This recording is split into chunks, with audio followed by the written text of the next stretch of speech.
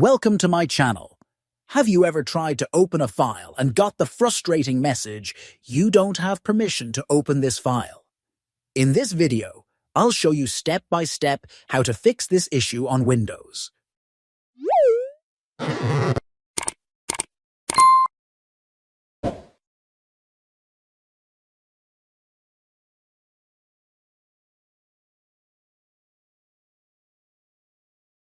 Right-click the file, go to Properties,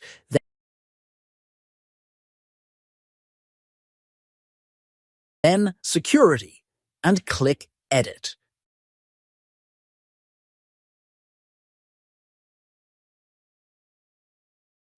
Select your user account and ensure full control is checked.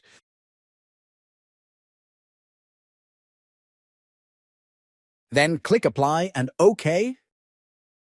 Then close the process and try opening the file again.